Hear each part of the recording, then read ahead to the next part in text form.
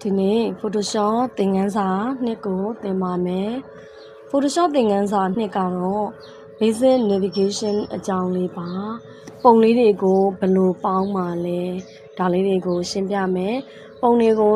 ချဲ့မယ်ချုပ်မယ်ဒါလေးတွေကိုရှင်းပြပေးသွားမှာပါဒီတော့ပုံတွေပေါင်းဖို့ဆိုရင်ပုံလေးအရင်ဖွင့်ရမယ် File ထဲကနေ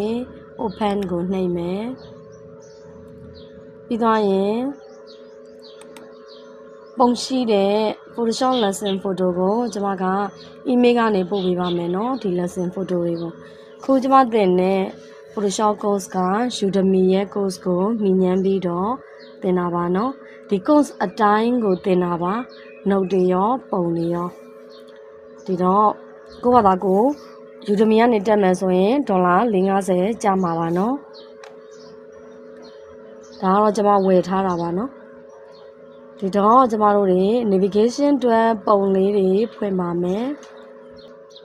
basic navigation အတွက်ကျမတို့တွေပုံကအလျားလိုက်ပုံတစ်ပုံရယ်ဒေါင်းလိုက်ပုံ3ပုံရယ်ယူပါမယ်ဒီပုံတွေကိုတွဲရန်တစ်ခါတည်းဖွင့်နေတယ်ဆိုရင်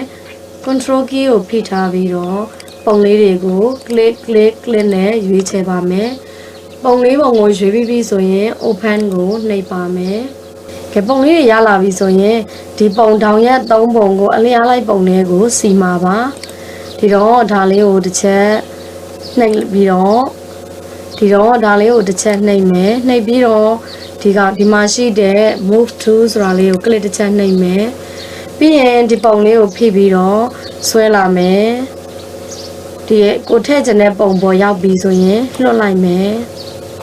ဒါဆိုရင်ပုံတစ်ပုံကပထမ background ပုံထဲကိုလာပြီးတော့ထားရက်ဖြစ်သွားပါပြီเนาะဒီလိုထည့်ပြီးပြီဆိုရင်ကျမတို့ဒီပုံလေးကိုပိတ်လိုက်မယ်ကဲဒီပုံလေးကိုကျမတို့ချုပ်မယ် edit ထဲက transform ထဲက scale ကိုနှိပ်လိုက်ပါမယ် scale ကိုနှိပ်လိုက်တာနဲ့ဒီလို selection လေးပေါ်လာမှာပဲเนาะ scale ကိုနှိပ်လိုက်တာနဲ့ဒီလို selection လေးပေါ်လာမှာပါဒီညမှာကျွန်မပြောချင်တာလေးရှိပါတယ်ကျမတို့ Photoshop version အမြင့်နေဆိုလို့ရှိရင်ရှစ်ဖိစရာမလိုဘူးเนาะပုံကိုဒီတိုင်းဆွဲပြီးတော့ခြုံလို့ရပါတယ်ကျမရဲ့ Photoshop က2015 version ဖြစ်တဲ့အတွက်ရှစ်ဖိပြီးတော့ခြုံရမှာပါเนาะအခုကျမစပြီးတော့ခြုံပြမယ် version အနှိမ့်ဆိုရင်ရှစ်ကိုဖိထားပြီးတော့ဒါလေးကိုအောက်ဘက်ကိုဆွဲပြီးတော့သွင်းရမယ်ပြီးရင်လွှတ်လိုက်ရှစ်ဖိထားတာကိုလည်းလွှတ်လိုက်ပြီးရင်ဒီပုံလေးကိုပေါ်ပြန်ဆွဲတင်ရှစ်ဖိပြီးတော့ပြန်ဆွဲပါမယ်တကယ်လို့ version အမြင့်ဆိုရင်ရှစ်ဖိစရာလုံးဝမလိုပါဘူးရှစ်ဖိလိုက်ရင်ပုံပြတ်သွားမှာပါဒီလိုကျမလိုမျိုး version အနှိမ့်ဆိုရင်တော့ကဲဒီမှာကျမပြမယ်ဒီတိုင်းသာဆွဲမယ်ဆိုရင်ဒီလိုပြားသွားတာတွေဒီလိုရှည်သွားတာတွေဖြစ်တတ်ပါတယ်ဒါကြောင့်ကျမကရှစ်ဖိတာပါနော်ကဲအခုမတော်တဆများကိုလှုပ်လိုက်လို့ပြားသွားတယ်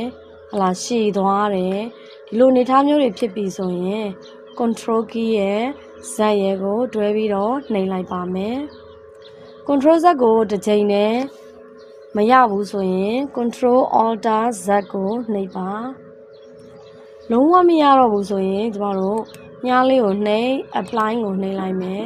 ပြီးမှ control Z ကိုပြန်နှိပ်မယ်ဒီနေရာမှာ version အသစ်တွေဆိုရင် control Z ကိုအကြိမ်ကြိမ်နှိပ်လို့ရပါတယ်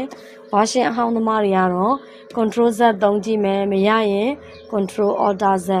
လုံးဝမရတော့ဘူးဆိုရင် move to ကို click ပြီးတော့အတည်ပြုပြီးမှ control Z တစ်ကြိမ်နှိပ်လိုက်ရင်ရပါတယ်ကဲခုအစားကနေပြန်သွားမယ် edit ထဲကနေ transform scale ကိုနှိပ်ပြီးတော့version ဟောင်းဖြစ်တဲ့အတွက် shift ကိုဖိပြီးတော့ဆွဲပါမယ်ဆွဲချုပ်တာပေါ့နော် shift ကိုဖိပြီးတော့ဆွဲချုပ်မယ်နှစ်ခုလုံးကိုလွှတ်လိုက်မယ်ပြီးရင်နေရာချလိုက်မယ်ဒါဆိုတစ်ပုံပြီးပြီဆိုရင် enter လေးနှိပ်လိုက်ပါပြီးရင်နောက်တစ်ပုံကိုယူပါမယ် move tool လေးနဲ့ပဲဖိပြီးတော့ဆွဲလာမယ်ဒီပေါ်ရောက်ပြီဆိုရင်လွှတ်ချလိုက်မယ်ပြီးသွားရင် edit ထဲကtransform ထဲက scale ကိုနှိပ်ပါမယ်ပြီးရင် shift ကိုဖိပြီးတော့ဆွဲသွင်းပါမယ် ဘာရှင်းသစ်ဆိုရင်ရှစ်လုံးဝမဖြစ်ရပါဘူးဒီကွန်ပျူတာကလေကျွန်မဒီခု YouTube အတွက်လည်းဗီဒီယိုတွေလုပ်နေတော့editing လုပ်ရတာအဆင်ပြေလို့ဆိုပြီးတော့ဒီဆက်ကိုပဲဆက်သုံးဖြစ်တာပါကဲကိုလိုချင်တဲ့အနေထားရောက်ပြီဆိုရင်အန်တာလေးနှိပ်လိုက်ပါကျုံတဲ့ခါဘာရှင်းအမြင့်နဲ့ထပ်ပြီးတော့လုပ်ပေးပါမယ်နော်နှစ်ပုံရပြီသုံးပြီးတဲ့ပုံလေးကိုပိတ်လိုက်မယ်နောက်ဆုံးကျန်တဲ့ပုံလေးကိုပြီးတော့ဆွဲလာမယ်ဖိလာမယ်ဒီရောက်ရင်လွှတ်ချလိုက်မယ်ကဲလွှတ်ချပြီးဒီတစ်ခါကျွန်မက shortcut နဲ့တုံပြပါမယ် control T ကိုနှိပ်ပြီးတော့ဒီလို select လေးပေါ်လာမယ်ပြီးရင် shift ဖိပြီးတော့ဆွဲသွင်းမယ်ကဲကိုလိုချင်တဲ့ပုံအနေထားရောက်တဲ့အထိပေးသိမယ်ဘေးကပုံလေးတွေနဲ့အညီထားလိုက်မယ် shift လေးကိုဖိမယ်ဒါဆိုရင်ရသွားပါပြီအန်ထားလေးနှိပ်လိုက်ပါမယ်ပြီးပြီဆိုရင်ပုံလေးတွေကိုကျမတို့ညှိမယ်ကျမရဲ့ version ကဒီ version ကိုကြိုက်တာတခုကလေ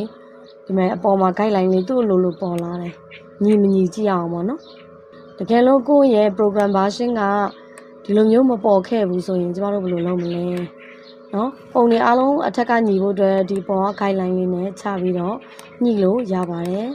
ညှားလေးနဲ့လည်းရွှေ့လို့ရပါတယ်နော်ကွန်ပျူတာပေါ်ကleft right up down ဆိုတဲ့ arrow လေးတွေနဲ့လည်းဒီလိုလေးရွှေ့လို့ရပါတယ်အားလုံးပြီးပြီဆိုရင်ဒါလေးကိုကျမတို့သိမ်းပါမယ် file ထဲကနေ save as နဲ့ပဲသိမ်းပါမယ်ပြီးရင်သိမ်းမဲ့နေရာကိုရွေးမယ် desktop တွေကမှာကိုသိမ်းကျင်တဲ့ folder လေးကိုရှာမယ်တွေ့ပြီဆိုရင် double click နှိပ်လိုက်ပါမယ်ပြီးရင်ဒါကိုနာမည်ပေးပါမယ်ပြီးတော့ရင်ဒီနေရာမှာ save as type ကို JPEG ရွေးပြီးတော့ save ကိုနှိပ်ပါမယ်ဒါဆိုရင်ဒါလေးကိုပိတ်လို့ရပါပြီပိတ်မှလာလို့မင်း no လို့ပဲဖြေလိုက်ပါမယ်နော် navigation သင်ခန်းစာပြီးပါပြီဒီသင်ခန်းစာမှာဘာတွေရမလဲဆိုတော့ပုံတွေတစ်ပုံပေါ်တစ်ပုံထပ်မယ်ဘလို့နေရာရွှေ့ချင်လဲပြီးတော့ပုံ site တွေကိုချုပ်တာတွေချဲတာတွေလေ့လာလို့ရမှာပါ